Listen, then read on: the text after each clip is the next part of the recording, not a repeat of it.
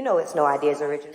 Yes. Welcome to the No Ideas Original Podcast featuring Shannon, Mr. Rob, and Ken, episode 178. Yeah, I was trying to stream this live to IG just now too. It was working for a few seconds, but then it had like some crazy joint, like some crazy overlay. So I got to figure out how we mute IG. It didn't cross over?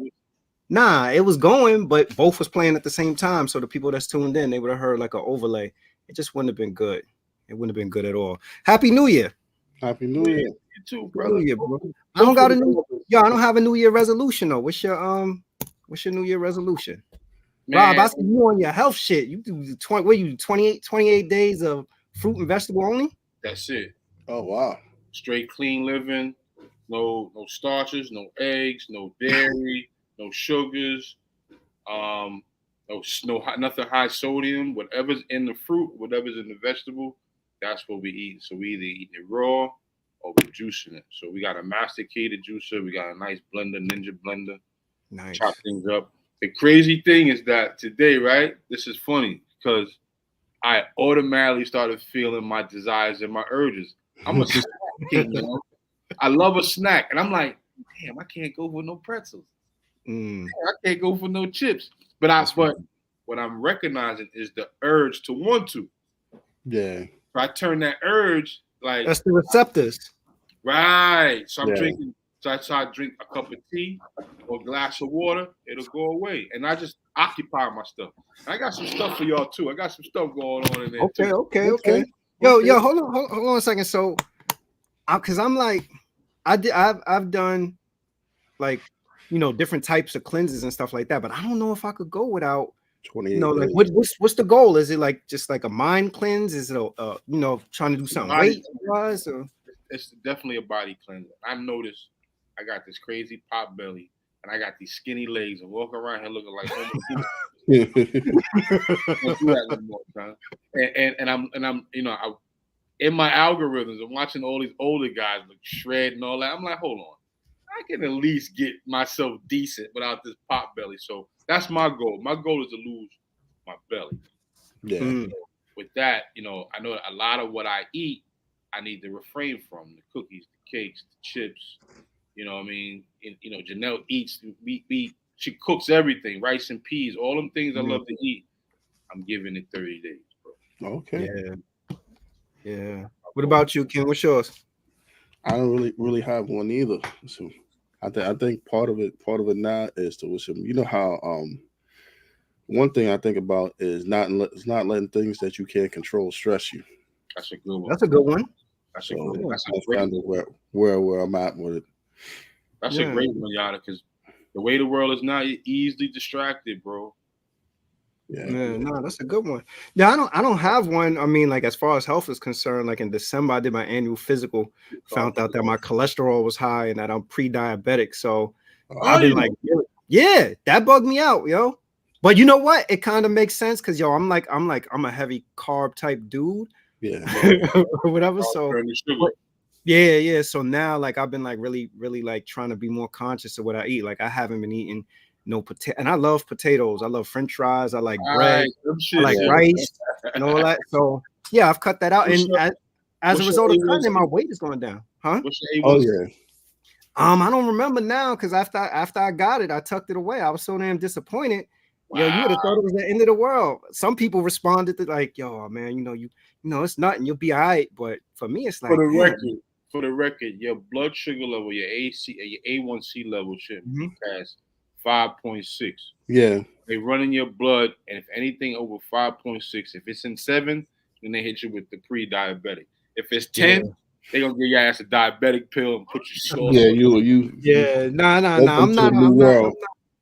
I'm not. Damn, A1C was 8. Wow. Oh wow. Yeah, that's who's that? Barcy, come on, baby. That we gotta get that down to 5.6.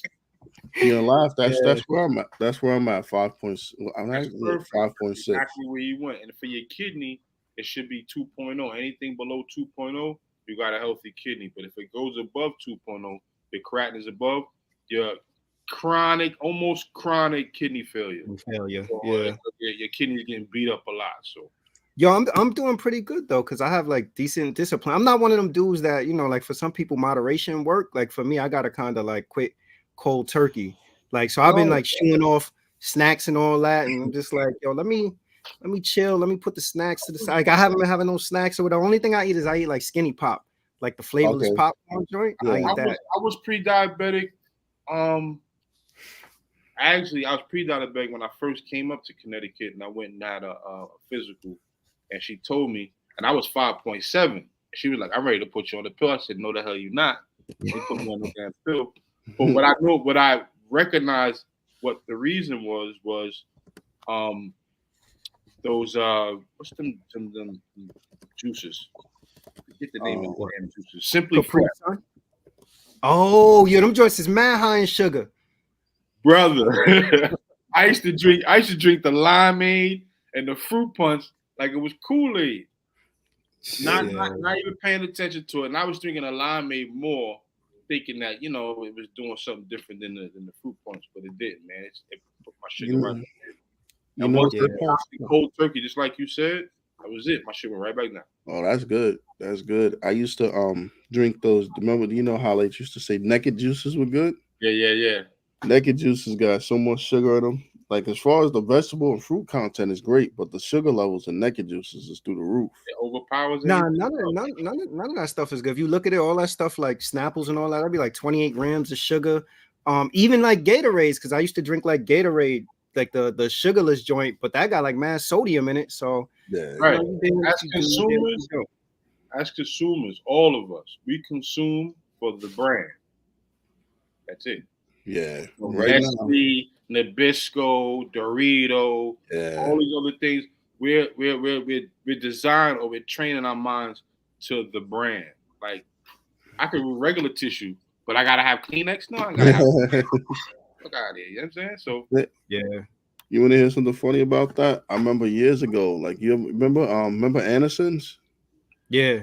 Now the funniest thing is Anderson's were aspirins, but everybody called them Anderson's because Anderson was so big that they just said, "Let me get some Anderson's," when they were always only aspirins.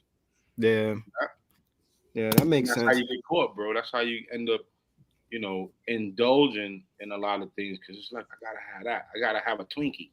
I gotta have a Hostess cupcake. It's Twinkie. Yo, let's get into it though. We gotta talk about this because everybody been talking about this. And I want to talk about this respectfully because we don't chase low hanging fruit, bro. Yo, yeah, and you know what? I mean, I don't know. All right, so let's start with y'all, and then I'll give my opinion on it. What do you guys' thoughts on Diddy? The allegations, all the stuff that came out. So we know that he settled with Cassie, but now there are all these other allegations coming out. Like I think what happens, just my opinion, when people find out you a payer, everybody come out. He's gonna get all kind of wild allegations out the blue. No. Somebody coming out from 10th grade, like, yo, remember at the dance? You touched me in the locker room, nigga. I remember that, son. You my butt. That's some crazy pause, but you know what I mean? What do you think, though, Kim? What do you think? I mean, I think in Diddy's case, it's kind of strange. It's almost like, to me, with the Cassie situation, it seemed like they probably had some kind of deal or something already on the side, and he might have stopped paying it and stopped the agreement or something. So because there was no reason for. I know they opened up that statute of limitations, but from what I understand, Puffy had already gave her like $2 million on the leave. He had some kind of deal with her to begin with, which is crazy. That if they split up, she was supposed to get X amount of money and everything to begin with. So she went to the well twice. Now a lot of these other people, some of the stuff that you hear, like did you see the Kid Cudi thing where he confirmed that they try to blow Puffy car up and all types of stuff? Yeah. So those actions are not the things of somebody that's not guilty. But, yeah. Right. So I mean, I think there's a little bit of fire where there's some smoke there, but like you said, I think anybody he brushed against at the club or something, right now they like, yeah, did he touch me? He giving up 30 mil. Let me get 100,000, son. Yeah, I took a couple of dollars. I don't know what he actually gave up. So here's my thinking with this. Like, when it was first announced, I don't know. I feel like I spoke to both of y'all probably about it. Like, I'm not saying that, I'm not saying that he did it, but I can't say with certainty that he didn't do it. Yeah. Like, Right. no, it's like kind of one of them things that if somebody come to you and tell you something about somebody, you'd be like, I've seen things that would make me believe there can potentially be some validity to this one of those, but I'm not saying he did it. What's dangerous about it is that once you pay people, then automatically in the court of public opinion, it becomes that you did it. And that's interesting because look what Bossy BJ said, he won't have to pay if it's not true. You would think that, but you know what the other thing is though? You got lawyers in your ear. Sometimes legal strategy is to pay. Yeah. And that's how Cassie's lawyer went in with that same premise. Don't attack him, attack his association who he's built around. And they went straight for the pockets. They made this they went for the companies he's working with, and because the companies don't want no bad press, it's like, all right, we got kick Sean out, give it the money, shut everybody up. That's the funniest thing though. There's in that list, and some of the people that got picked with with the new statute, it was quite a few music people and people that Puffy associated with. That wasn't like, I think wasn't Harvey Bernard and Harv Pierre was on it. Pierre, yeah. So a lot of his, Hall too. Yeah, Aaron Hall was implicated in that. Well, Aaron Hall, that's no secret with Aaron Hall. That's like public knowledge. Aaron Hall was doing. But you make a good point because that opened up the floodgate. Because then you have like Jamie Foxx. They had the mayor from New York City at one point. Eric Adams was on. They had what's the dude that everybody from Interscope look up to? That was the head of Interscope. I know you're talking about. It's right on my tip of my damn. The dude that's the head of Interscope. He was there. Jimmy Iovine. Jimmy Iovine, he was on there. Now you see homeboy that wasn't Russell Simmons on there too. Russell Simmons was on there before everybody, but the dude that's the producer for American Idol now, Paula Abdul, got him on there. It's like, yo, loosened up or reopened the statute of limitations now. Everybody coming forward. Yeah, there's a lot that's been hidden with Puffy, man. Puffy is, if y'all remember the City College thing. Oh yeah, I remember that. He promoted the party at City College. He sold more tickets. He blasted on, I think it was Hot 97 at the time or Kiss FM. Probably 98.7. Oh, they sold so many tickets. End result, I think a young lady lost her life and she was pregnant. She got stomped. Yeah. I think a lot of people knew who that was, and that became a fiasco. And then, things go past by time, but now, as time has passed, we look at all the things Mr. Diddy is associated with. Mm-hmm. Even if it's alleged or not. You got Jaguar Wright, Cougar Wright, or some people. You know what I'm saying? She's putting everyone's business out there. Titus Bell to who knows else. Being his bodyguard as well, who was really close with him, is airing out Puffy and his laundry. And Kamora Lee Simmons, like he has a lot going on, which, like we said, we don't know what happened. Yeah. What happened. But when you listen to Jaguar, you listen to Kamora, and you listen to Gene, their stories kind of parallel each other. Yeah.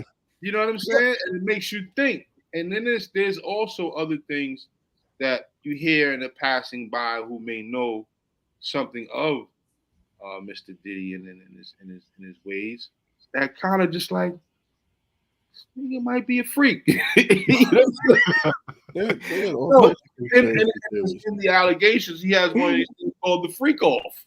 Yeah. Oh, no. We ain't about to get on the pastor, right? Listen, whatever the freak off is, he's not only sex trafficking, but he's forcing people, forced Cassie to have sex with other males so he can enjoy himself. Yo, see, bro. Yo, Rob, you know what's crazy about that though? So that was the allegation. That's what she alleged, right? And now we forced to believe that allegation is true. We forced to believe that allegation is true because he paid. The belief is that because he paid, the allegation is true. But yeah, I just want to go back to what you were saying, like about Jaguar Wright. Like one of the things that I struggle with when I hear these kind of stories especially I see a lot of it on YouTube too, is also like the credibility of the source. And the credit, and to me, it's like Jaguar Wright got a lot to say about a lot of people. Yeah. She's bitter. And you can tell she's bitter too. Yeah. But yo, so all of it seems like to me like a lot of times when this information comes out, it usually comes out from people that have some sort of vendetta as it relates to the person, you know, and this person did this, that, or whatever. And again, not to say that the stuff didn't happen, but I always look at the credibility of the source. Like, who are these people? And then the other thing that I look at is I'm like, why are we more inclined to believe? So think about us as a society, right? We were more inclined to believe what Jaguar Wright said about all of these different celebrities, like you said, like from the Patti LaBelle's to Diddy to all these people that we're more inclined to believe her about the shit she's saying, but we like, nah, Megan Thee Stallion is lying. Whatever, like what is that? Yo, does that not say that? Right. We pick and choose. We pick and choose who we, you know, like, but what is the criteria for credibility? Like, is it that we don't like Megan Thee Stallion and we like Tory Lanez better, or we just hate Diddy? So whatever anybody say about Diddy is credible and we receive, like, how do we determine if a person is credible or not? And why is this a society like the shit that's salacious we more inclined to believe than, you know, I can never wrap my head around that. As the older guards would say, be easily led in the wrong direction and hard to be led in the right. Yeah. So whatever sensationalized the air, we pick up on it. The only reason why I'm giving cadence to Jaguar Wright and Gene the Bodyguard is because their stories line up. I ain't gonna sit here and say, and I doubt if they sat in some coffee shop and say, look, we gonna plan this out. But yo, with Bossy saying it's true. Jaguar Wright been online saying this for years. For years, and now it's coming out. Kanye too. She's been saying a lot of stuff for years. But I don't know. I mean, it's just something about like, yo, people sometimes I'm like, you know, if anybody could get online and make any allegation about somebody because they resentful about whatever business dealings that they had about people, it's like back in the days when Wendy Williams used to be on same thing, bro. Yeah, yo, this dude is gay because he whatever. Same thing, man. They think about people like Star from Star and Buck Wild. Yeah, he lays it out, and then they come with fact-checking scenarios. Like they never rely. They never tell the source. Like, I have a reliable source who definitely was in there. Like the dude that sat with Tasha K about Will Smith. Mm-hmm. Like he's saying, I walked in the room and this is happening. Now, mind you, right? We don't know that these things are happening, but I can honestly take an account of one individual. I won't name him, but he's in the industry. Sat around me, my man Crumb, and a couple other people, that these Hollywood entertainer celebrity parties, these things are real, bro. This is not far-fetched. This is not something that we should think, you know, it's some ritual or whatever. No, this shit's happening. People got money and they doing it. Jeffrey Epstein he's like the wizard for that. Yeah, he was the king of it. Yo, so on IG, because we are broadcasting on IG too, Neville said all of these creeps will be getting punished now. Diddy has caused too much grief. It's his time to pay the piper. That's what it is. Your chickens are coming back home. Yeah. But them shits is roosting like a people better be careful. A lot of people drop dead around Puffy if he thinks Yo, but you know something? Again, like I feel like, all right, so if you're him, do you settle? Take into account everything. You know, whether you did it or not, or whatever, you know, the cost that it may be for retaining an attorney or whatever. If you him, do you settle? Or do you go? Because I still have a career. You know what? That I've been living off of, that I want to at least exert some of the funds that I can get out of it now that I got this allegation. I still try to make money before the hatchet really falls. It's trying to save face at this point. For him to settle, he'd have to go to them with a number, because you got to remember what's going to happen is once the numbers start getting around and out, everybody's going to try to push to get more. It's like the NFL quarterback contracts or something. If this person got 10 million, I'm trying to get 15. So would you have settled with Cassie? With Cassie, I probably would have because they got like a history. It's almost like if Jennifer Lopez would have came out, you would have had to settle with her, but just because it would have been completely like there's no reason for her to make it up. Right, you was in an intimate relationship with this man. Yeah, so that's. So all right, so then the next question I ask is, all right, so how does he repair his public image? Because the public image now is that it's a presumption of him being guilty because he settled. I don't think there's no coming back. No, I think you ride off into the sunset. I think it's game over. Stay low, bro. There's no coming back from that. Because public scrutiny is already a thing of the council community. It's already in place. Yeah, you're right about that. And like I said, everything from City College to Let the Locks Go, presumably Pac and Biggie, the list goes on, bro. Heavy, history. Andre Harrell, all the shit. People, but come on, like some of these stories you don't think is the reach though? Keeping it real. He is the sole survivor. Danity Kane, the band, you name it. Ain't that work? Let me not say it didn't work. Let me not say it didn't work because Puffy reaped the rewards out of all that shit. It did work. Hold on. Again, you saying that because I was watching somebody live and they was just they threw Son under the bus crazy, like Puff did this, Puff did that, like they went in on him. But then in my mind, I'm like, these same people that's saying this, I heard some of these rappers and singers and they weren't talented. You can't pin that on Puff. It had nothing to do with no allegations. Somebody album flopped or it never came out. Like Mark Curry was wrote like a book. Mark Curry went in on him too. Like, he ain't never put my project. You can't come out and be like, he ain't never put my project out. So let me tell you all the stuff that he did, yada yada yada, type thing or whatever. Like, that's crazy to me. But if you told me all that stuff and I ain't know it was about him not putting your album out, then I'm gonna look crazy.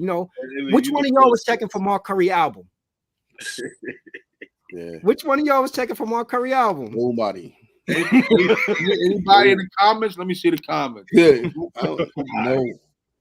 Nobody was checking for no Mark Curry album. Now, Puff, he has a track record that seemingly follows him.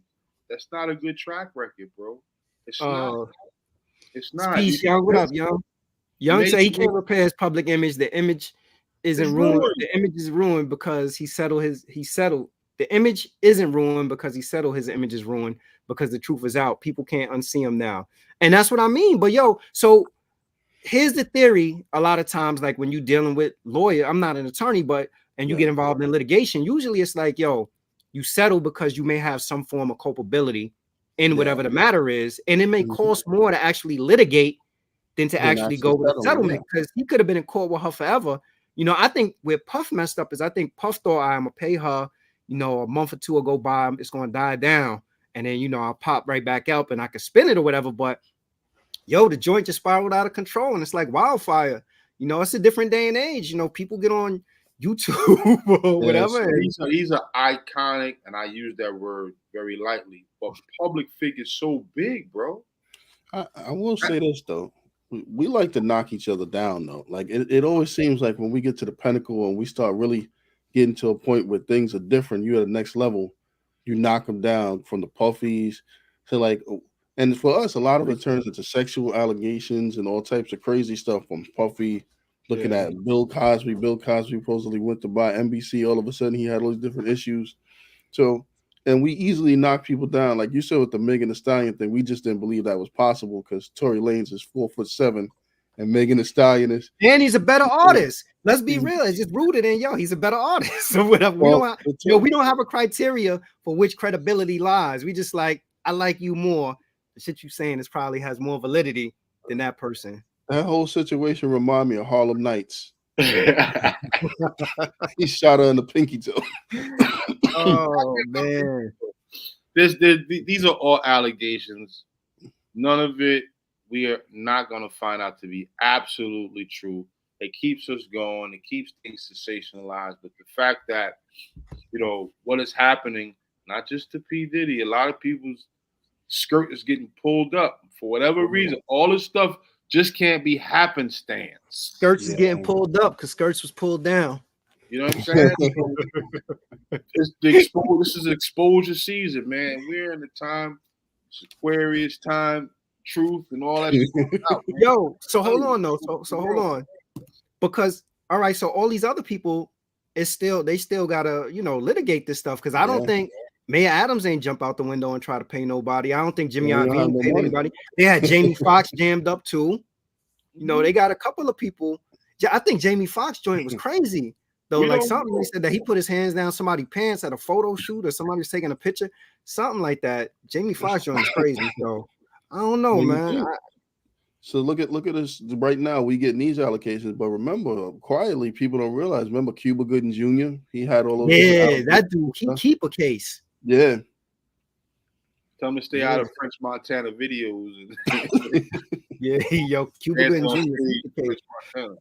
But yo, I mean, to me, I'm interested in seeing where the Diddy thing goes, because I don't remember which celebrity said it, but they were saying though, they was like that America loves like a story, like they love to build people up and tear them down, but what they love more than that is a comeback story. I don't know if he come back from this, because this is like what both of y'all probably right. He may need to ride off into the sunset and lay low after this. Look at his track record, bro. Shine, all of that. His name, he is skated out of all. This is not new. Puffy is not new to being in the news. So it's not like he's being picked on because he's Puffy. It's just that his shit is catching up with him. That's my opinion. It appears like it's catching up with you, bro. And you've done nothing about it. You know what I mean? All these things and all of what's following your name is not good. There's nothing good that follows P. Diddy. After Diddy is like, this nigga done did that. It doesn't go that far. I pray for the brother because, I ain't gonna say he ain't give us no good music because he did. Yo, you wow. Somebody else was having that conversation too. They were saying like, do you have the ability to separate the I think I was listening to a podcast or watching YouTube, and they were saying, do you have the ability to separate the artist from what they did? Like, well, I struggle with that honestly with R. Kelly. I was gonna say I don't think that. Well, what's funny about R. Kelly? I hate to say it. People hate R. Kelly, but you know that when them stepping songs going on, the different stuff at the wedding and different stuff, people it's still happening. I'm just being. It's still motherfuckers is on that dance floor, singing along, all of that. Bro. It's hard. I mean, because this man has he's stamped us all with his music. So the same thing with Puffy. His music has stamped a place in us where we like Benjamins. We like these songs. These songs get played over and over. Take that, take that, take that, take that. You know what? Now they take his shit. Time may be the test, because remember, a lot of times, like Michael Jackson was involved in all types of weird stuff for a long stretch. Somebody planted that day. That's me just being black. Somebody planted that day. They just want Mike to.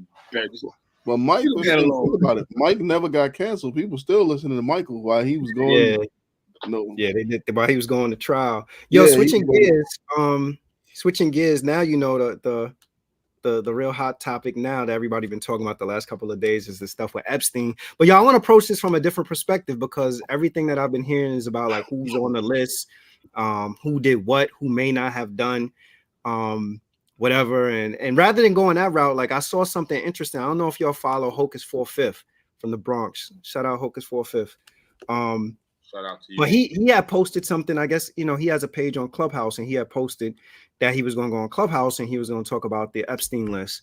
And Chi Ali, another Bronxite, was in the comments, and Chi Ali, I think, made a comment as to say, he said something along the lines of, well, before we start reading off the names on the list and indicting the people, we need to actually get more information, because, and Chi Ali said something, I'm paraphrasing, something along the lines of like, yo, these are all like wealthy businessmen that associated with each other. How somebody didn't go for a business meeting, whatever it is. But then Hocus, which is a great point, then Hocus 4/5 point was that he said, why is it that we are really quick to excuse people that aren't of color and make excuses for them, but we're quick to indict people of color? He said people of color. So if you think about like, even like we just laughed and joked and we talked about the Diddy thing, but there was a hint of all of us are like, yeah, there's something definitely there. So what Chi Ali is saying, you know, and what Hocus for Fifth was saying, both of them is like there's validity to it, you know, like for Chi Ali to say, like, you know, we don't actually know what is the list going to tell us, kind of thing. And then Hocus saying on the other hand, like, why are we willing to excuse these people, but we don't excuse other people for it? You know, we don't demand more information as it relates to the Puffies or whoever it is of the world. And I think that's a great way to kind of approach it and look at it. I'm wondering from you guys' perspective, what's your thoughts around that? Like, why are we more inclined to say, yeah, Diddy definitely did it, but we need to look at the list and go through the list of the people that's on Epstein list and see if that was some business related stuff, you know, rather than us just saying like, oh, you guilty, you was on the list. Unfortunately, that's what we do, man. We beat each other up in that. Yeah, cultural thing. It's become like you said, a cultural thing, man. To see someone at the height of where they are and you believe they don't belong there, and you're waiting for their downfall. You're waiting for them, to show weakness so you can step in and make light of it.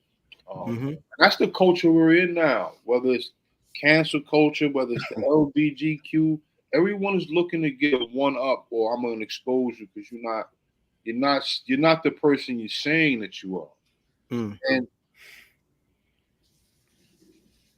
it's a circus at this point. It's because it got everyone racing to see what the outcome is. Now, Puffy, Epstein, we see what that is. Now we got 177 people we probably don't even know, but then there are notable people. Yeah. Too.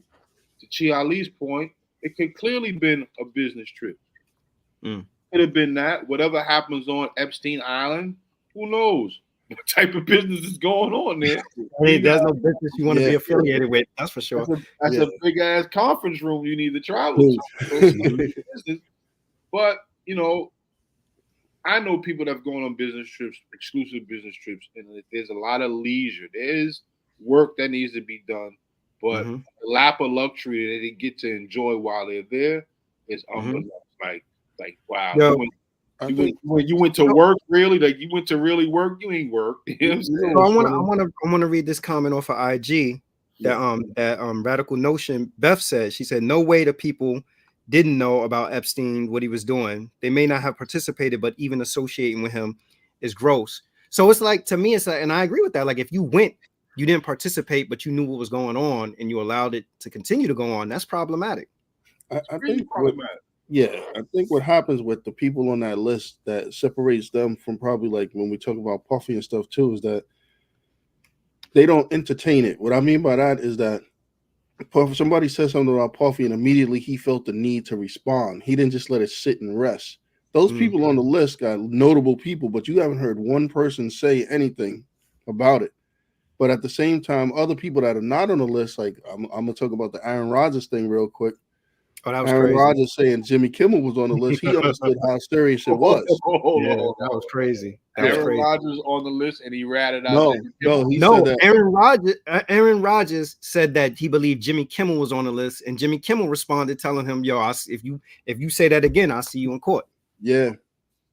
So some people do realize how serious it is to be on that list, but a lot of people on the list, you really haven't heard anybody else respond to it at all. Well, you know why? It's a public relations strategy, and it goes back to what I said about determining like who's credible and who's not credible. Like I think once there's public outcry around this already, clearly. But I think once like the dominoes really start to fall and then there's legal action taken against somebody or something, or somebody is, you know, eviscerated in the media or whatever, then I think people's PR firms will get behind them and spin them. Their lawyers, you know. But right now, the legal advice probably is like, don't say anything about it yet. Don't comment on it. Yeah. If you don't entertain it, you don't bring life to it.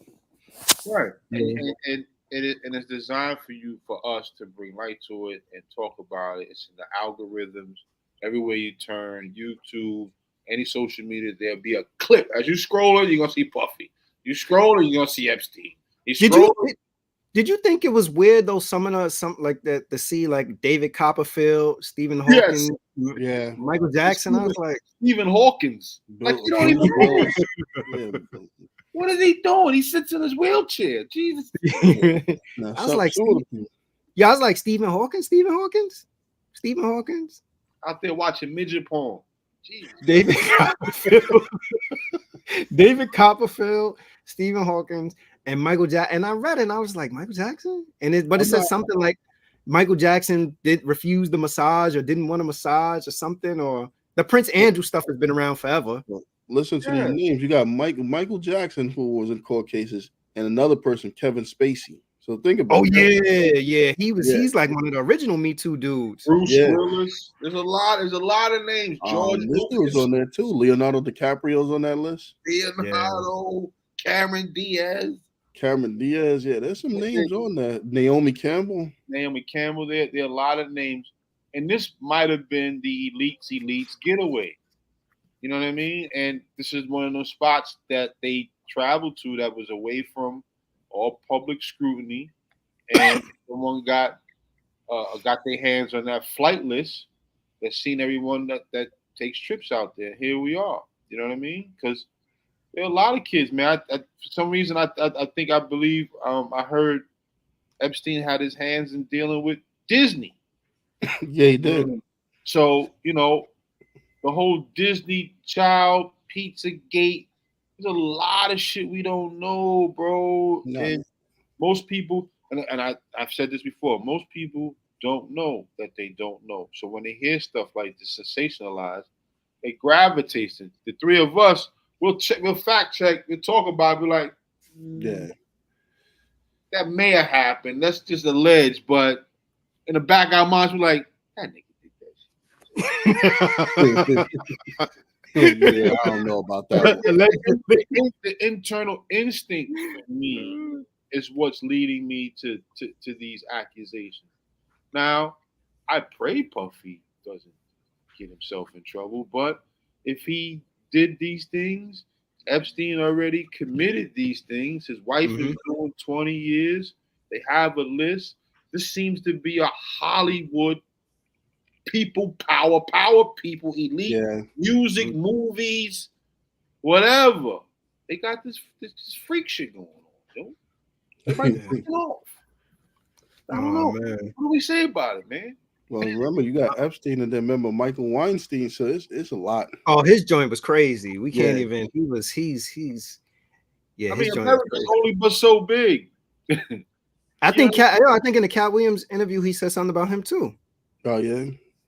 Yeah, he said something crazy about him too. So I think we really need to keep our eye on probably for like the next couple of months, everything that's going on. And we should look at the statute of limitations and see how long, like how long it's gonna be open, because I feel like a lot of other names are gonna pop up. Watch that Cat Williams joint. And I followed Cat Williams for a long time. That man ain't got shit to lie about. Yeah, he really ain't got nothing to lose either. So he's laying it out like, believe it or not, I know what I saw. Yeah. So there we go. I haven't seen The Color Purple yet, not the new Color Purple. Have you? Oh, hold on. What's up, Sally? He said there's no statute of limitations. I don't know why. I thought that they just reopened. Like I thought it was California and New York that did like some Survivors Act. Yeah. Actually, it ends very soon as to why Cassie put her case in before it ended. Oh, okay. Well, he's saying that he's saying that they eliminated it. I got to look at that because I thought that that's what it was, that they did the Survivors Act and they extended it, and that's why people were coming forward with their allegations now. But apparently, I mean, I'll look into that and see and confirm. If that's the case, then we gonna be for the next year, so we're gonna be finding out lots of information. We got cases dropping, more cases dropping in the music. Yo, did either one of y'all see The Color Purple yet? No, I didn't see it yet. No, I didn't see it yet either. But I did see the interview though with Taraji P. Henson where she broke down crying about the inequality around like pay in Hollywood. Yo, and I did some research and I was looking at it. And she had like, so she had some interesting stats. She said that anytime that she does a movie, that Uncle Sam gets 50% taxes, which we all got to pay. She was like, then 30% goes to her team. That's she's been told that movies of color are not bankable overseas. and that she earned less than 2% of what Brad Pitt earned on making Benjamin Buttons, and that after everything, that her salary was $150K, and then after all her expenses and paying taxes and everything, that she ended with about $40K for making that movie. And I feel like she may have been like nominated for Oscar or something crazy like that for that movie. You know, she said that Tyler Perry gave her like set her with like the first reasonable scale, and he gave her $500,000 for I Could Do Bad all by myself. What are you guys' thoughts on this? What do you think about like the pay inequality? What do you attribute that to? Well, let me say this before we say that. One of the things I often wondered, like about the part with the bankable overseas thing, that I've always wondered is like how does Tyler Perry's movies perform overseas? Because Tyler Perry got a really great formula in terms of movies. I'm certain that his cost is low, and then you know, in the world of movies, once upon a time, if you did 100 million, it was considered a successful movie. I don't know how much it costs to make a Tyler Perry film, clearly. But you know, what does that translate to overseas? Like, is he, are you know, these stories bankable overseas?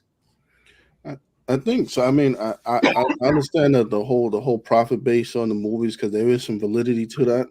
And one of the things a lot of times I think a lot of people didn't realize with Marvel, when they decided to make Black Panther, one of their concerns was, even though it was a Marvel movie, whether that was going to basically transcend around the world or something. And of course, you know, a big part of that for Black Panther is that Black people came out. So that was a big part of that. But if you think about it, throughout the history, you know, who Will Smith made money because his movies transcended. Denzel Washington. But we're talking about people like action heroes, critically acclaimed, you know, artists. I'm sure there's a lot of other people in the same boat that she is. Now, some of her pay structure and stuff is crazy, because this whole 30% to the team and everything else, you might want to shake some of that off or something. She fired all of them. Oh, okay, that's a lot. 30% to the team or something. That's just too much. But I think that sometimes too, the way you value yourself, like I understand that you need the money, but at the same time, if people know that all these industries are small industries.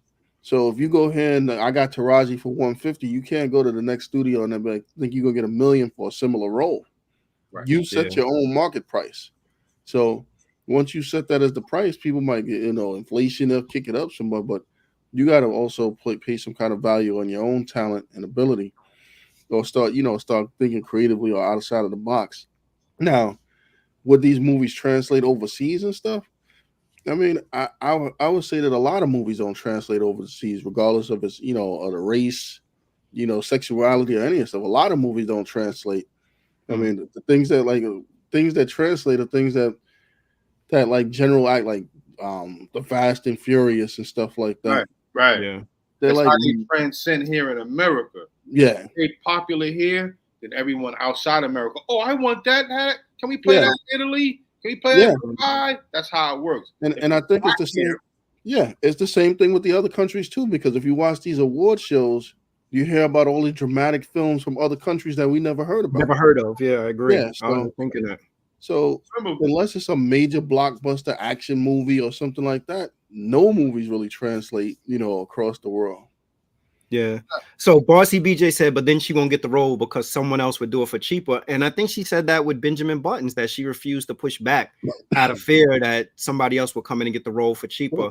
Like I do think that there are roles that you have to take on the low, that catapult your career, and then you set your rate. And I think you got to be strategic about like what films you take also. Yeah, that makes sense. You want the character to be authentic, and you want to put your best foot forward to make the character real. So when it's portrayed that way, your value goes up, your assets go, because people are like, oh, knock that out. It's crazy. But this is just for me to let this out. Viola Davis spoke about this during the disparity. Yes, she did.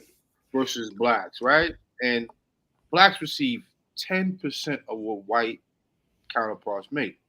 Wow. Scarlett Johansson in 2023 made $56 million. And this is the list of what movie was that?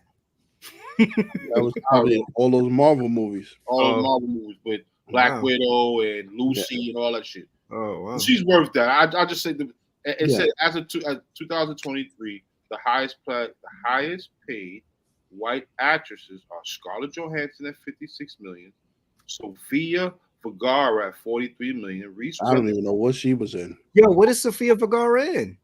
I have no idea. What the fuck is she? I thought the show was over. Wasn't she And in she that? She was on the joint with Al Bundy, right? Yeah. That's the only thing I remember her doing. Reese Witherspoon, 35 million. Angela Jolie, 35 million. And Gal Gadot at 31 million. Wonder Woman. I get her, yeah. Wonder I Woman, get that. right. Yeah. So let's go to the black actresses. Kerry Hilson, $1 million. Yo, hold on a second. Hold on. Sofia Vergara's in Madea Goes to Jail? Tyler Perry gave it a 30 million. Yo, Zendaya Coleman, $1 million. And the third person is Taraji P, 500 grand. And that's 2023. Modern Family was the name of it. Modern Family. You know what? I mean, I gotta say this. Like, I think we could help the cause because we don't come out.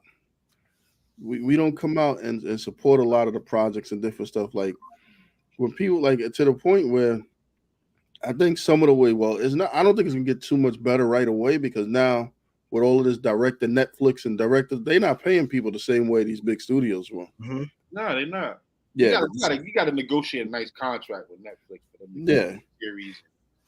Yeah, you're not gonna get them to give you $30 million to be on a movie that goes straight to Netflix. So we talking about coming out. All right, so we talking about people coming out more. Coming out more, I guess, like in what capacity? Like, because I feel like I'm not a fan of Tyler Perry. Like, I acknowledge he does great stuff. He's just not my cup of tea. Like, I'm not interested in Tyler. I don't find it to be artistic. It's just not for me. But his business model is wonderful. Yeah. And I've always felt like I don't think I've ever gone. Maybe I may have seen like the first Madea movie in the theater or something like that or whatever. But I don't know. Yeah, but I wonder, like, I always assumed that he had good theater. I've never seen it in the theater. Yeah, I've always assumed that he had good box office success with them because they were movies that were, they cost fairly low to produce. So I always thought that they were winners at the box office, and predominantly people of color supported them. Yeah, they supported them. So you said it, Shah, his business model is impeccable because all of his movies started out as plays. So he ran the play circuit and generated his audience from that. So when it hit the silver screen, people were interested in how would that look on a movie screen. Yeah, and he made a killing. He keeps the same cast people. He keeps his cost. He manages his costs. All his expectations are different. So he got his own studio. He got his own studio. So he basically set the blueprint of the model. But for us, if you look at it, right, we could probably go through and tell you the handful of people that's going to get certain roles.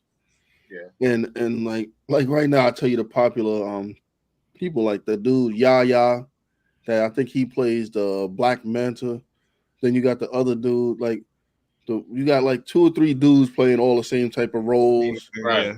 2 or 3 women playing all the same type of roles. We don't even get the ability to break into the game. And you made a good point. Though. Look at you saying like football. Oh, that's it. Well, look what Kenyatta said though. He was talking about like artists or actors that have transcended. So you think of like a Will Smith or Denzel and like some of the roles that they took, like I remember seeing Will Smith in 6 Degrees of Separation, and people was like, "Yo, Will Smith is playing a gay man or this, that, or whatever it was, a gay con man, or it was a great film though." And I'm certain that he probably didn't get millions and millions of dollars in it, but it gave him an opportunity probably to demonstrate his acting chops and to get exposure to probably a larger audience. If you make it, and again, like no disrespect, I'm not a fan of Empire either. I know a lot of people watched Empire. I'm not a fan of Empire either. So I don't know how people are choosing roles. Like, are they choosing roles based on I need to work? Because that's a real thing. Yeah, money is a real thing. I need to work. But Yeah. I knew something was off with like the choice of roles that people had when Dreamgirls came out. Jennifer Hudson won an Academy Award, and then the next movie that she was in after that was Sex and the City as Yeah. Carrie's secretary. Yeah. Like, why would you won an Academy Award, then the next movie you in is Sex and the City, granted, is a cult phenomenon. You know, it's a huge thing, but that's like saying, like, yo, I'm gonna go star in Godzilla or whatever. You always gonna play second fiddle to Godzilla or whatever. There's 4 main characters in Sex and the City. You know, none of them won an Academy Award. You won an Academy Award, and then you take a role like that. So I don't know. Again, like it may just be I need to work kind of thing that gets people taking these roles. Yeah.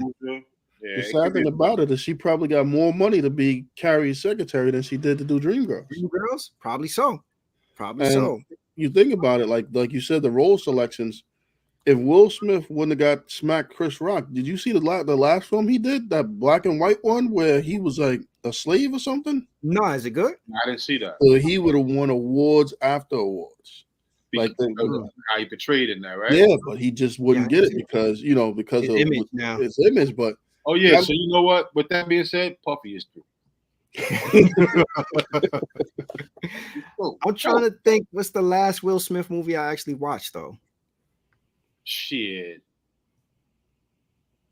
Was it well, he's remember Emancipation, that's the movie. You gotta watch that. I heard of it. I didn't see it. Like I don't know what the last that you what's the last film? I saw that. Of You course, I know, seen he does a lot of one of my favorite films. He does a lot of critical movies though. Remember, he did King Richard. Yeah, that was good. He did Concussion. Think about the level of movies great movie. I like that movie. So he does a lot of critically acclaimed type, dramatic roles. Then he's got things like Bad Boys. Yeah, he's top. That last Bad Boys. That was the last Will Smith movie I saw. That last Bad Boys. I thought that was trash. Think about it. Men in Black. Men in Black, Wild Wild West, Independence Day. Well, think about it. You got movies like another movie. Think about this, Pursuit of Happiness. You remember that? That's like probably my favorite film by him. And he takes really good dramatic roles and stuff too. Right. But he also again he leveraged his TV's career. He leveraged his music. So what happens is he didn't just have an acting fan base. He had other people that will anticipate and wanted to see him. But he had a fan base, a really large fan base. Yo, did you ever hear the story that Fresh Prince of Bel-Air was originally supposed to be MC Shan? Nah. That Benny Medina, I think stepped to MC Shan about it first. That'd have been interesting. Word, yeah, that's the truth. I think we had MC Shan on. MC Shan said that too. I heard it and I asked him, he's like, yeah, that's a fact. Let's take a second in the match. I don't know how many seasons that would have lasted. Since we know Shan now, like wow. Who's gonna be Jazz? Tragedy was gonna be Jazz. I don't know, but it was originally supposed to be Benny Medina. You know what I think the other issue though is like the same stories being told, the same type of movies over and over again. So and that's what's killing a lot of things. Music, movies, creativity, man. Well, I got one for you. I got one for you. I think he probably is getting paid pretty decently. You notice that Denzel Washington taught his son the formula, John David Washington. He's in a lot of dramatic roles, stuff that people like outside of Equilibrium, and the most recent one, the one with the AI and all that type of stuff. Mm-hmm. Right. So he's not just out there chasing around roles in the hood where he's in a shootout and all types of other stuff, rapping or something or playing ball, comedian, like the stereotypical shit. Yeah. He's not what up, Troy? Troy said Kid and Play too. Yeah, there was some mention of like projects developed for Kid and Play also. Yeah, well, they had a lot of crazy projects. What was that last one? After House Party, they had something where them house parties. Bad. I don't acknowledge House Party after the second one or after 3 and Immature and I don't acknowledge those other movies as movies. Them joints is what up? Yo, them joints was trash. Them House Party was garbage. Don't they got like House Party 5 or something crazy? Listen, I don't know.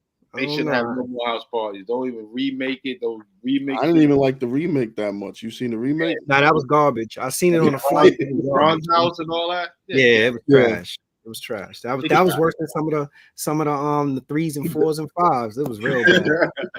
Garbage. Yo, what's up with your homegirl Tasha K? She getting sued again. She hasn't even been able to pay off her Cardi B debt, but here she is or whatever. Now Kevin Hart got the foot on her neck. Yo, you know what I respect about Kevin Hart? Remember when we were saying like, yo, sometimes you know the legal joint, the settle and all that or whatever. Yeah. Another firm belief that I have is that sometimes if you put your foot on somebody's neck legally and make an example out of them, then other people are you. Yeah, it's like, you know, because some people is like, yo, you know, you could crack the mic and you say whatever you want with no repercussions. No, but then you have people that their level of pettiness is they'll take you there. So Kevin Hart apparently is trying to get whatever crumbs Cardi B leave on the table. And I seen something like Cardi B requested an audit. Because Tasha K is trying to move her assets around. That's why she went to Kevin Hart, because she got paid them bills. Yeah, she doing the Reggie Miller, Mark Jackson joint. Yeah, listen, let me lend you $10 million. Robbing Peter to pay Paul. Yo, so girl, she needs to stop jumping into people's shit. Like she was grabbing at straws when she jumped in with Joe Smith's wife to hit a little fiasco after she don't put that on social media. Pardon me, Rob. Even more than that, how did she get past the dude who came on and said that he walked in the trailer with Dwayne Martin destroying Will Smith? Yeah. But stuff. It's like she's searching for the most low vibration, low degrading. Talk about low hanging fruit just for content. But then I seen a bloggist, a young lady said, but she's doing this and she ain't got no lawyer to support her. So There you go. We talked about this like an overall arching theme here. We breaking each other down. We doing it for clickbait, trying to generate money. Like it's almost like everybody wants to be their own mini TMZ, the Shade Room. Everybody's it's a way to monetize now. Shout out to us. Yeah. Shout out to us for not choosing to go for low-hanging fruit. Now, we're talking about low-hanging fruit today. Yeah. It's saturating the news. Everything is there. Mm-hmm. But it's because of that why we stay out of people's business, because there's no place for people to be knowing these things, man. And say all these allegations are true, right? They all deserve to fucking fry. But if not, how do you rebound from public scrutiny? You don't. Yeah. You're dead either way. That's fucked up. Yo, so what you saying is that we shouldn't book Jaguar, right? Yeah. I don't know about that one. She might have validity on some of that stuff. She might curse me out like, that nigga over there with the fucking hat, he ain't real. I don't like how you look at the camera. So here's the thing, you know what the number one defense to defamation is? The truth. If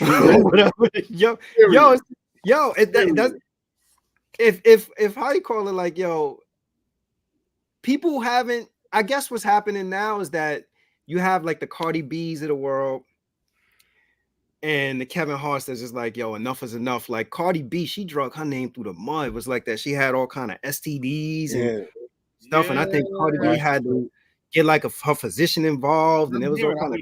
But I'm hearing that Kevin Hart and his team set Tasha K up because she. I heard something like that too. For the low hanging. She was trying to extort him though, right? Yeah. Didn't she say like, yo, I got something and you paid me off, it'll never come out. How much? 150? Yeah.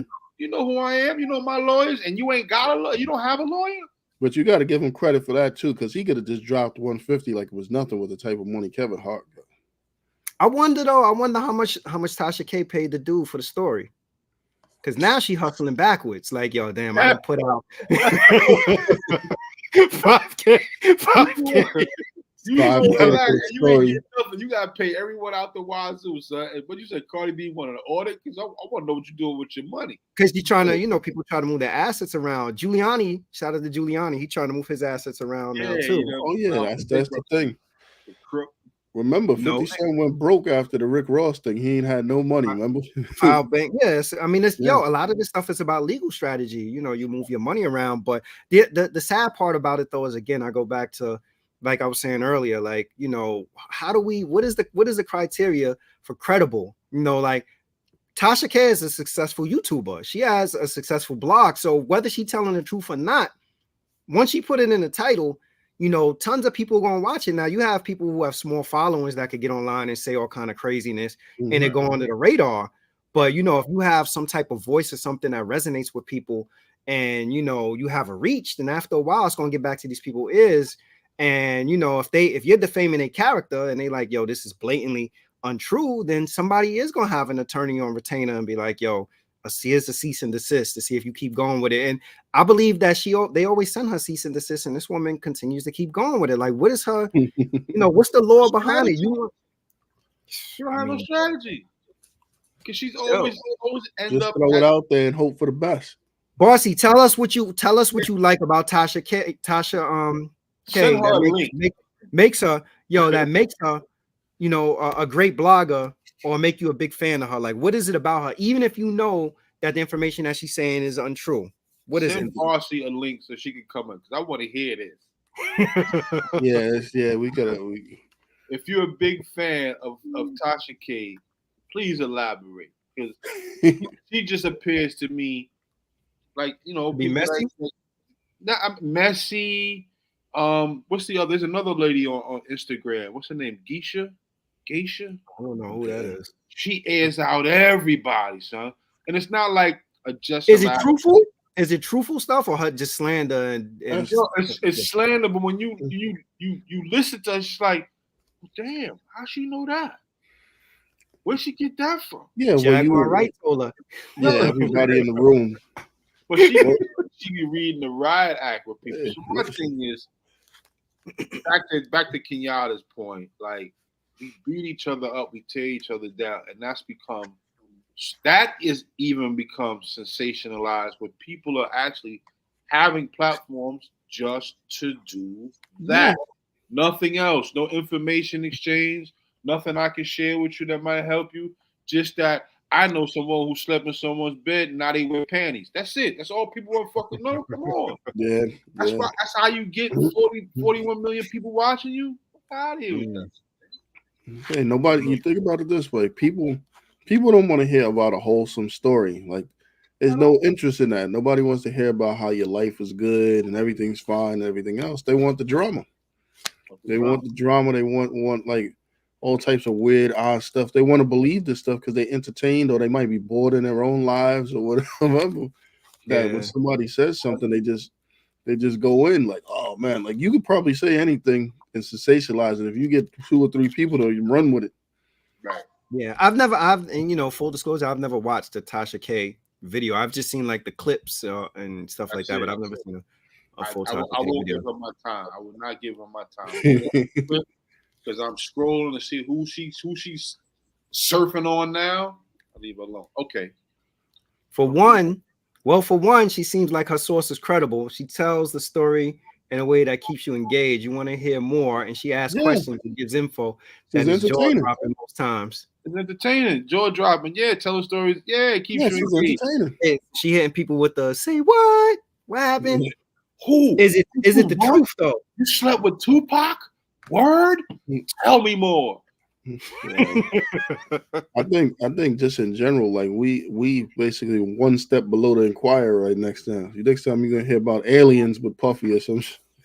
You gotta watch her, then you'll see what it is about her. Like, yeah, maybe I'll definitely check her out. You sound like a Tasha K. Barbie out there. You try to lure us in, huh? She said she likes her. I mean, maybe I'll check out and see. But everything that I've seen, I'm like, you know what it is though? Like the dirt on celebrities is not really that appealing to me. You know, like that's my thing. The dirt on celebrities is done for what? All right. We like who we like, right? Yeah. Artist, basketball player, movie actress. We love them for what they do. Then we find out they stole something or they human. Yeah, they do things that regular people do. Like this stuff that we probably did when we were kids, and all of a sudden we crucify them. Well, did you see they trying to crucify? But we talking about actresses and people not getting their money, and they're trying to crucify. What the hell's her name? The comedian. She ready. Tiffany Haddish. Tiffany Haddish for those DWIs. Listen, man, and that seems to be the order of the day. If you get caught slipping, you might as well just slip your ass right on out the damn door. So this is interesting though that Bossy says she alleges it's the truth. The dirt on celebrities allows me to see them as human. It's funny, it's funny you would say that, because I was just thinking that, to me, Instagram has devalued celebrity. Like I remember once a time, you weren't oversaturated. If you were a fan of a rap artist, you had to get fresh rap pages, word up, the source. See it in there.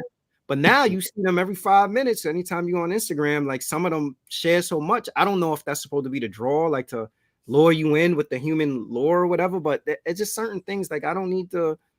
I don't really care about. We got too much access. We're overloaded with information, and that's what social media do. We kind of devalued that whole celebrity thing, because think about it this way: the fact that people are saying stuff like Instagram celebrity, YouTube superstar, reality TV star, all these things are regular people that we get entertained by doing stuff that may or may not be true and makes no sense most of the time. But we validate them by watching them. On a serious note, go ahead. I'm sorry. Go ahead. Yeah, and a lot of times, like for at least for us, is degrading. Like if you look at all those different housewife shows and all that stuff, the way like women are depicted in these shows is crazy. Yeah, it definitely is.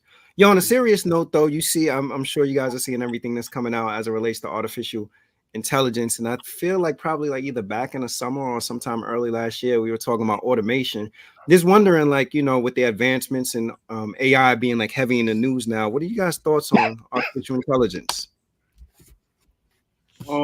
You see it as beneficial or not beneficial?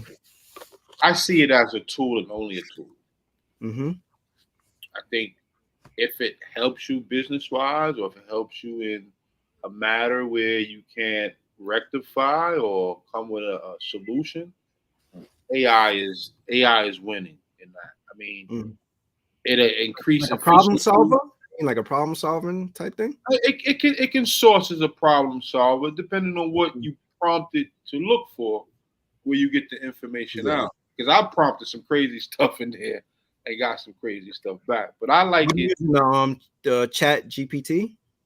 I have Chat GPT, and there's something else that Bing has. I think Bing has Chat. Yeah, there's a couple of things, like for certain applications, when you talk about things like the medical field and stuff like that, where it can look at things and do much more precise measurements, do things differently. Like just talking about things like say like knee replacements. Knee replacements used to be like in sizes, small, medium, and large. But the emergence of AI and different computers, they can digitally model things in a better way. Right. I think the thing that scares people about AI is not AI itself, it's the intuition part. So what happens is all of self-learning leads you to a conclusion of what is actually the wrong thing, and it's all fact-based. It's not, humans don't work off of fact-based. Right. We work off of emotions. Computers work off of fact-based. It's almost like what you see in the iRobot. It was two people in the water, and it was him, and the computer decided to save this one because the chance of surviving was better. Whereas a human would dive in the water and grab the kid before the adult. Yeah. It's interesting you say that, because I was thinking, like, I think with the rise of artificial intelligence is really going to bring back the emotional element that humans seem to not appreciate as much. Like there's a lot of critique for people around emotions and being emotional or being portrayed as emotions. A person that is emotional, but to be emotional or to be in tune with emotions is the reason why I think it's going to be of much more value now, is because everything is going to be, based on analytics and intellectually driven. And I remember there was a dude that I was talking to years ago, and, we were talking about baseball, and he wasn't a sports dude, so the conversation was like, it was very much an intellectualized conversation as it relates to baseball. And he was like, well, they have an umpire back there, an umpire calls the strikes or whatever, but then they have the strike tracking thing to tell what a strike. So why would you have an umpire if you could get the strike right all the time or whatever? And I was trying to explain to him the human element of baseball is what makes baseball attractive. Like seeing an umpire blow a call or seeing something, the human element.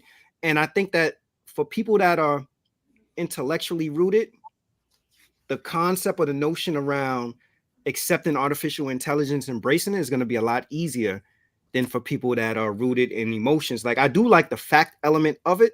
The other part of it that I see, like with artificial intelligence, that a lot of people don't realize, is that artificial intelligence and automation is also going to be the demise of a lot of human people in the workforce. Oh yeah, definitely. Like, a lot of people are going to be out of jobs because everything is going to eventually be automated. Like, you think about it, we all have a virtual assistant at our hand. You pick up your phone, hey Siri, this, that, or there's so many things that could possibly fall by the wayside as a result of artificial intelligence and automation. Well, you think about it. Is artificial intelligence hacker proof? No, yo, now I'm saying that, and Siri just went off on my phone as I said that. Well, think about what you said about baseball, about what makes it interesting and stuff. So the data analytic models and AI and stuff was what created the shift. And you notice that we're saying people hated the shift because it took away from the statistics. The game was boring and everything else. So what did baseball have to do? They had to get rid of it. Because it changed the way the game is. They lost viewership. Nobody wants to see things be that perfect. Right. Yeah. People like to see the imperfections. That's actually what makes it interesting. And it's cliche, but it's true. The imperfection is what attracts people, not the perfect everything, right? The human effect. The imperfection. You know what I mean? Trial and error. We're not trying to scrutinize and narrow it down to the last common denominator to get it very perfect. Listen, man, enjoy the game the way the game has been enjoyed all this time. AI, like I said, man, is it hacker proof? Is it what's the liabilities if Tesla's car goes off the damn road? Yeah. Well, they got a movie about that.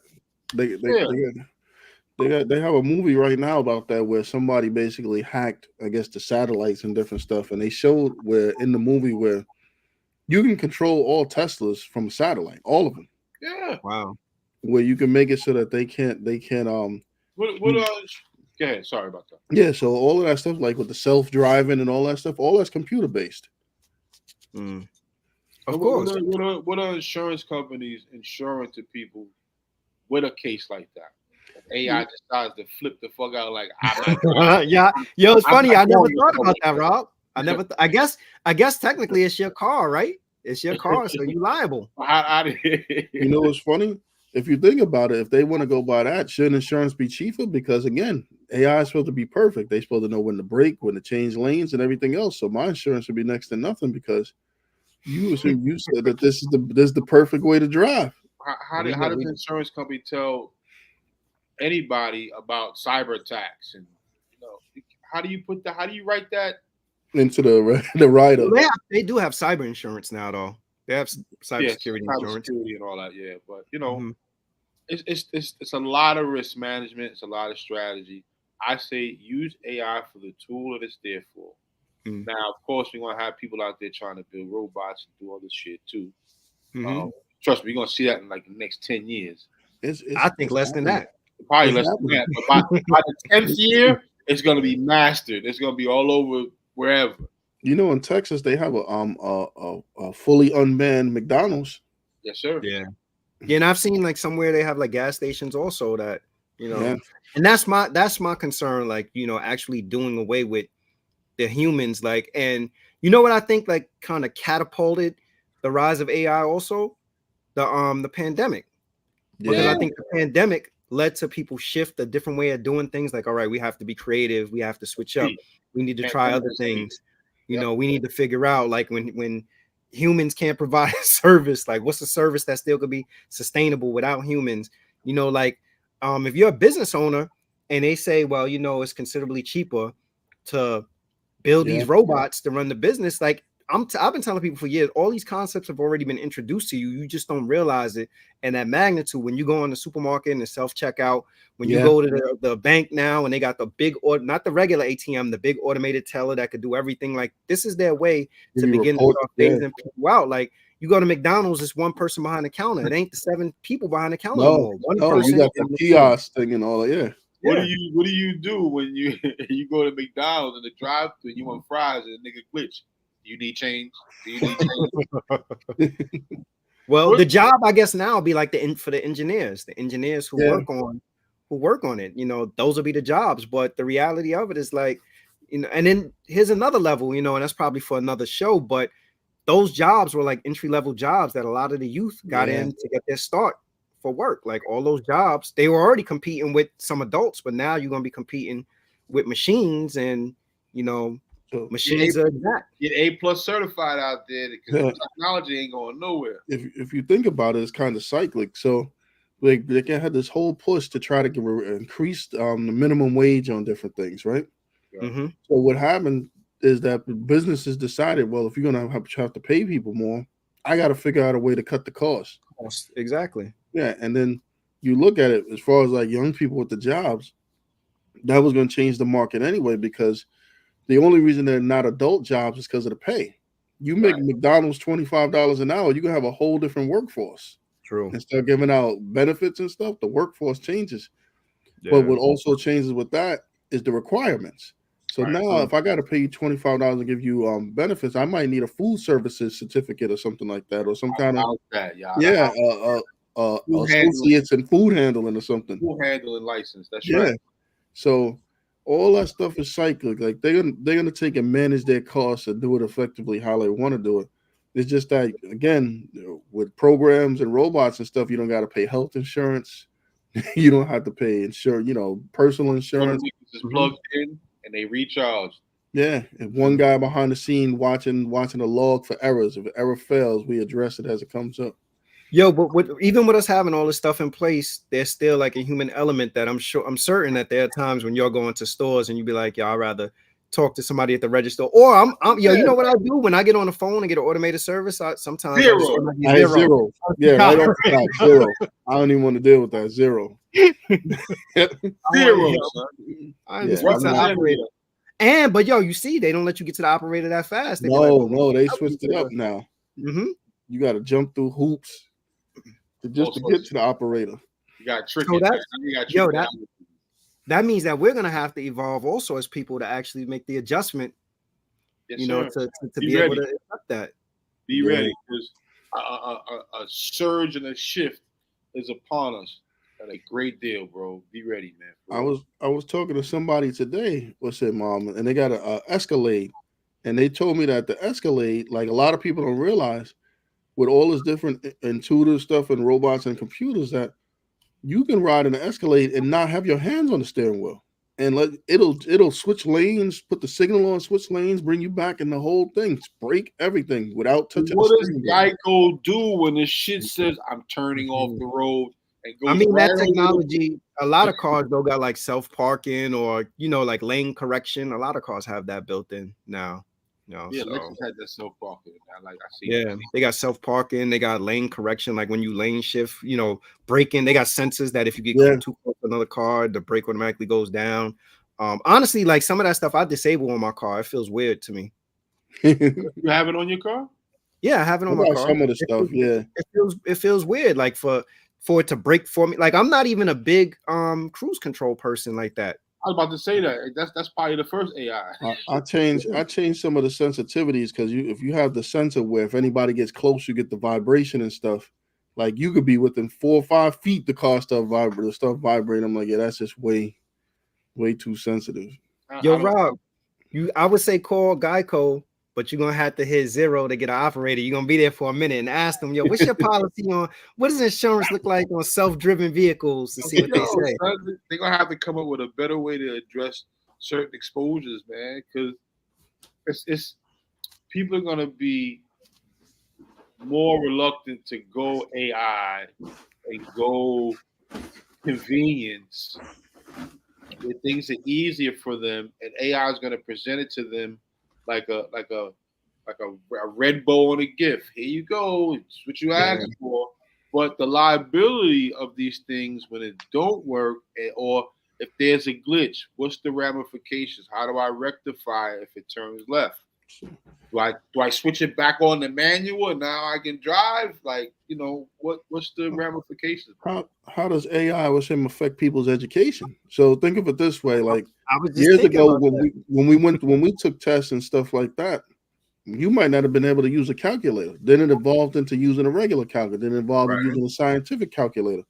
Now I could just dictate into a thing and have AI write my paper for me. Write my paper, yeah. I was thinking I'm about to get mad AI papers this semester. I bet you. Yeah, you are. And then dispute with people because they're gonna be telling me like, I know for a fact this is correct. Yeah, exactly. AI to check. AI technologies are projected to boost corporate profitability in 16 industries across 12 economies in the next 10 years. Yeah, I believe it. That's nuts. What are those 16 industries? Well, we already know it's in fast food and automotive. Oh yeah, those are two major ones. Yeah. So whatever the other 14 are, we're waiting to see, man. Yeah. No, that's unfortunate. Well, y'all, I want to thank everybody for pulling up, tuning in tonight. Great to be back. Again, happy New Year. We're closing on 4 years, bro. I know, time flies. Time flies. Good feeling though, bro. Yeah. If you haven't already, stream The Curation on all platforms. It's our first project, The Curation. Go back and also go back and look at our catalog because we got like some really, really good interviews that I think went under the radar for people, probably because we wasn't doing the low-hanging fruit stuff, we wasn't heavy on the 6ix9ine rat gossip stuff and all that. But we got some good joints in the archives. Check us out, man. We got some good content. Good joints in the archives. Yo, any closing words from y'all? Y'all, what you got? Hey, listen, it's 2024. Listen, look for everybody to have a healthy and prosperous 2024 out there. Whatever everybody you see them it's a good opportunity to be great this year. How about that? I echo them same sentiments, man. Be creative, stay focused, keep to yourself, pay attention to your health. We started the show off talking about A1Cs and creatinine levels. Mm-hmm. Only way you're gonna succeed in life is if you're healthy. That's it. All right. Yo, and in closing for me, I'm just gonna say, Rob, I need to see after 28 days. He said, because you're doing 28 days. Right? I want to show you my side profile. I'm looking. I did it before and after. And I'm feeling like I'm pregnant right now, son. So I'm not gonna do it. But nah, you could do it. You got that kind of discipline. You could do it. I'm gonna knock this out. 28 days. Like I said, I've already felt my cravings hit me today, but I managed to it. So if you get some tea and some water, and mind over matter, man. I got good distractions. I read a lot. I got now, music stuff or whatever. And I got enough to keep me occupied. Bossy said water.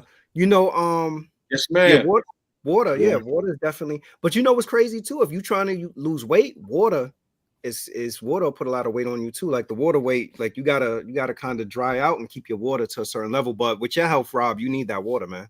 I need the water for my kidney. So what keeps me motivated are the dogs, taking them out for long walks. Janelle has got me doing something around the house too. So never a dull moment at 7 Green Tree, baby.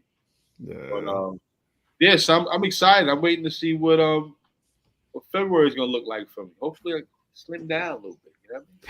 I said before and after. Rob, everybody tune in to the No Ideas Original Podcast. We're gonna have the episode where Rob come on with the before and after. Yeah. Mr. Rob's diet plan 2024.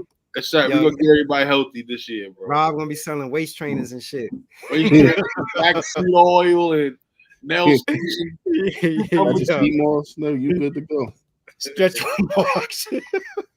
Yo, salute everybody. Have a good night. All right.